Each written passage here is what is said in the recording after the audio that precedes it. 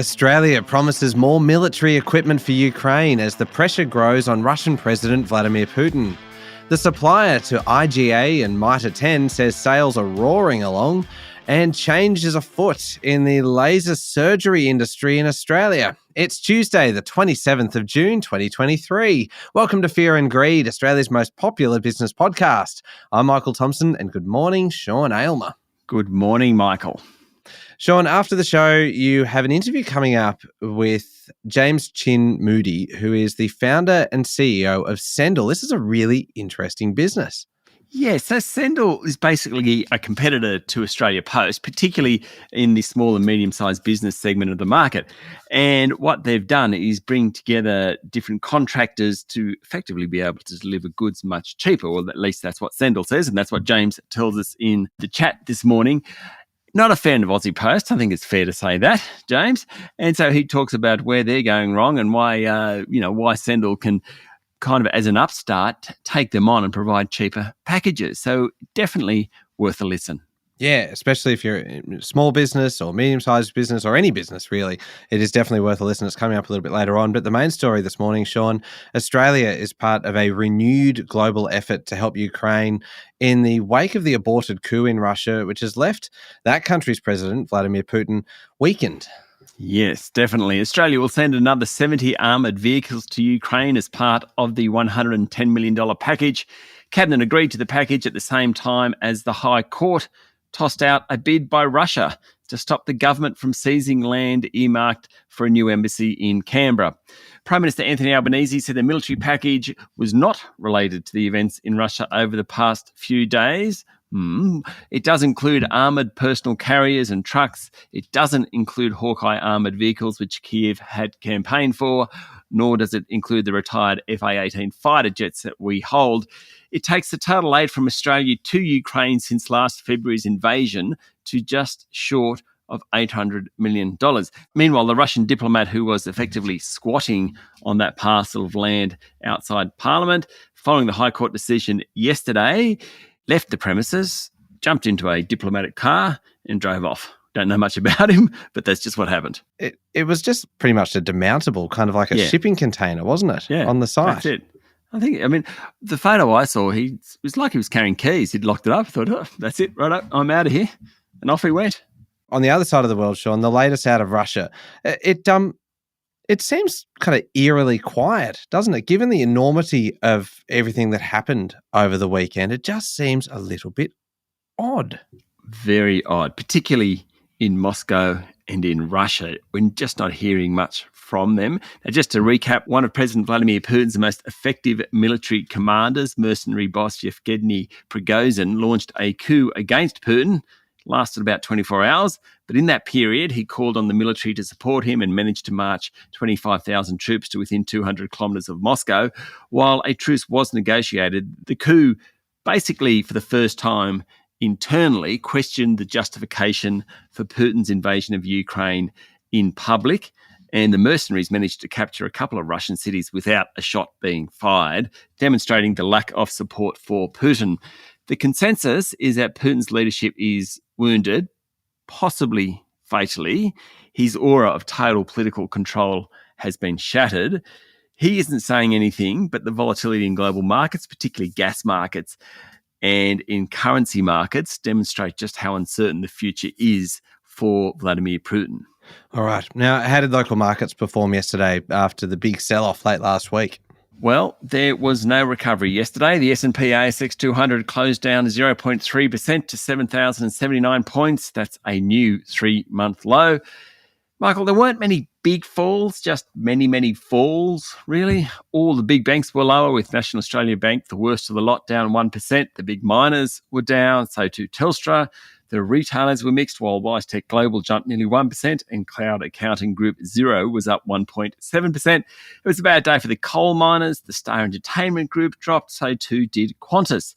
The best performer was Metcash. More on that one shortly. Gold stocks also rallied, reflecting fears about the global political outlook. Market leader Newcrest Mining closed up 1.2%, and Northern Star Resources was more or less 2% higher.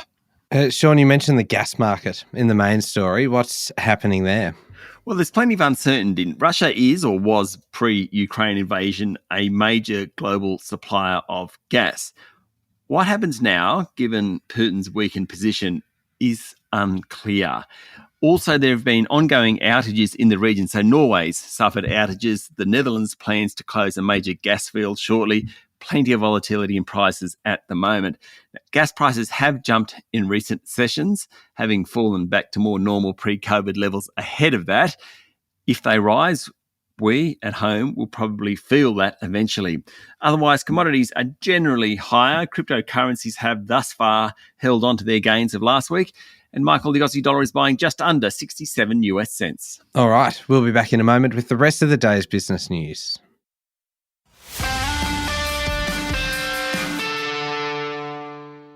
Sean, we've had a run of bad news from retailers, but yesterday Metcash defied the trend, announcing record annual sales and earnings. Metcash supplies 4,000 retailers in the IGA and Foodland networks, as well as Mitre 10 hardware stores, Bottle Shop Celebrations, IGA Liquor and Bottle-O. Not only were sales growing in the year to the end of April, but also in the 7 weeks since then, and that's really what sent Metcash's share price up 4.5%. Yesterday, the best of the top 200. Food sales were much higher, in part thanks to inflation, though Chief Executive Officer Doug Jones says this year there has been a shift in shopping to more budget-conscious items. He also called out the tax burden in Victoria. Now, Michael, I had to point this one out because it just reminded me a lot of you. The best performer of the group was the business known as Total Tools. TWOLS business, Total Tools. Hang on. So you're a hardware man. I know that. I'm sure that's how you meant it. I'm absolutely positive that is how you meant it, Sean. Thank you very much for identifying me with the Total Tools business. Oh, I know. You love a hammer, a nail, a saw, a drill. Can we move on? Yeah, please. Oh, Sean, I expect more from you. PwC Australia. Look, it's very rare that I'm the one trying to keep this show on track. It feels like there's been a complete role reversal today. PwC Australia, Sean, intends to identify anyone who has, quote, done anything wrong once the firm finishes its internal investigation into its tax leak scandal. Acting CEO Kristen Stubbins was in front of a New South Wales inquiry yesterday. She said the firm had already identified 4 people who were directly involved with the confidentiality breach, along with others who were directed to go on leave. Stubbins said PwC has engaged 2 external law firms to help with the investigation, adding that the tax leaks scandal was caused by a small part of the firm's tax practice. It also emerged that the firm only began a deep investigation into what went on just 6 weeks ago, even though this has been in the news for several months, and indeed PwC, the firm itself, has known about it for several years. So I'm not sure they're doing themselves any favours at this inquiry at the moment. Yeah, that's not a good look, is it? No, it's not. And even the fact that the tax leak scandal was caused by a small part of the firm's tax practice, I just don't think you should say it. No, this is it's just the whole thing is just a very, very ugly saga. And unfortunately now we are just watching it just every day. We seem to have another update. And well, from a news and journalism perspective, it is quite thrilling, but you do just go, this is awful. And I also feel so sorry. I mean, there'd be a bunch of people at PwC, not a bunch. The vast majority of PwC people have done the right thing, have done a great job, but there's just a few people who haven't, and the whole firm's been tarnished, and that's really unfair on those who have been doing a great job. Yeah, good point. Now, Sean, ASX listed Silk Lasers share price jumped 18% yesterday after Wesfarmers upped its offer and won the backing of the company's board. Another one for you, Michael. Another one for you. In March last year, Wesfarmers bought... No, I do not... Did you interrupt? I do not accept this. I have accused you previously of being a frequent user of both Silk Lasers and also the Botox products associated with them as well. So I entirely reject this, Sean. It's a little left field comment. I just thought you like M&A activity in the share market. Oh, I'm sorry. Yes, please. I do. I enjoy that very much. Please go on. In March last year, Wesfarmers bought Australian Pharmaceutical Industries, which was a wholesale medicine provider and owned the Priceline pharmacy chain, as well as one of the two big retail laser clinics in the country, Clear Skincare Products, that company's called. Now, API has moved on the other big one, the rival, Silk Laser. API initially bid $3.15 a share. That was beaten by Hong Kong group EC Healthcare. They offered $3.35 a share. Now, API has matched that bid in an all-cash offer. Shareholders love all-cash offers. It values Silk Laser at $178 million. The Silk Laser board liked the deal, suggested shareholders accept it, hence the share price jumped 18% yesterday. Now, this is an interesting one, Sean. Corporate Travel has won a 4-year travel management services contract with the federal government. Now, I don't know much about corporate travel contracts, and I'm assuming you don't either, but I'd imagine a 4-year government deal is a pretty good one. I mean, there'd be plenty of travel. They'd use up all classes of the aircraft, I reckon there'd be a few first class in there with the, along with the business class and the premium economy. They'd pay on time, and they're very unlikely to default, let's face it. Anyway, Corporate Deal said the deal will boost revenue by 20% next financial year. Good on them. Along the same lines, Ventia has secured a 5-year services contract with the Department of Defence. It involves repairing and maintaining things like surveillance systems, marine craft, light armoured vehicles, and protected mobility vehicles. I reckon that's a pretty specialist deal, that one, I'd imagine. Yeah, sounds like it. Sean, Appen's share price tumbled 12% yesterday after its chief financial officer resigned without warning. Investors don't like the unexpected, especially in companies like Appen, which is promising a great future thanks to artificial intelligence, but has still yet to produce the goods. What's worse is that the chief financial officer, Helen Johnson, only started in the job 2 months ago. The company said Johnson had resigned for family reasons. Appen's share price tumbled earlier this year after downgrading revenue and earnings forecasts. In May, the company said it would cut 20% of its workforce. It announced a strategy refresh based on AI. From then, its share price went on a run, jumping 75% in about 3 weeks. So the beginning of this month, it was at its high. Now it's back down to where it was ahead of the run. Another company to have a tough day yesterday, Sean, was Tasmania-based Lark Distilling. Its share price tumbled 17% after the whiskey maker said it faced a more challenging trading environment. Also not helping is the uncertain economic environment, said CEO Satya Sharma. Lark is essentially a high-end whiskey maker, and a decline in consumer confidence has triggered a drop in sales in recent weeks. Sharma only started at the beginning of last month, and he's been quick to restructure the group. It's meant write-offs of obsolete goods and gift baskets. When they write-off, they gave them to someone, I hope. Anyway, they've also dropped some trials in the gin and ready-to-drink alcohol segments. You may remember, Michael, this company most for the sudden resignation of its former boss, Jeff Bainbridge, who left the business just before a video circulated of him in his underwear smoking crystal methamphetamine. Now, Mr. Bainbridge claimed he was a victim of an extortion case, but he left the company anyway. It's definitely one of the more kind of colourful CEO exits, wasn't it? Yes, definitely. And finally, Sean, Prime Minister Anthony Albanese has expressed his condolences to the family of Simon Crean following the former Labor leader's death on Sunday night.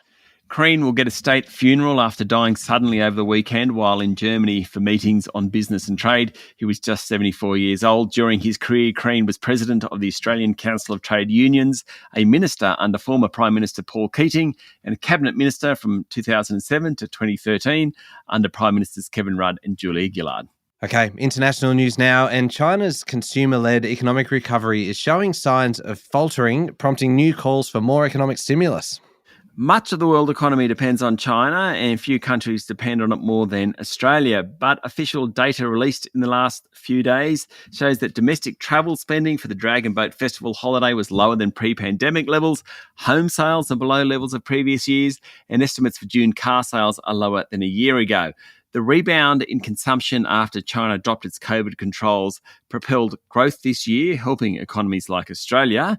But confidence really is weak, and evidence is mounting that the economy needs more help. After the central bank cut policy rates earlier this month, economists raised their expectations for more monetary and fiscal stimulus. State-run media outlets also ran a series of articles about the need for it and possible avenues of support. It just hasn't arrived yet, so something to keep an eye on. Sean, New Zealand Prime Minister Chris Hipkins on the weekend flew to China for trade talks, taking a business delegation with him, but he took 2 planes in case one breaks down. It sounds silly, but New Zealand Prime Ministers have a history of travelling overseas and having their plane in need of repairs. So Hipkins flew in a Royal New Zealand Air Force Boeing 757, and a second 757 accompanied the first as far as Manila in the Philippines, basically a backup in case of mechanical problems. The 757s are around 30 years old. They're nearing the end of their economic lives, the Prime Minister's department said. Now, notwithstanding criticism within New Zealand about the fact that 2 planes flew over and think about emissions, it isn't really that surprising, Michael.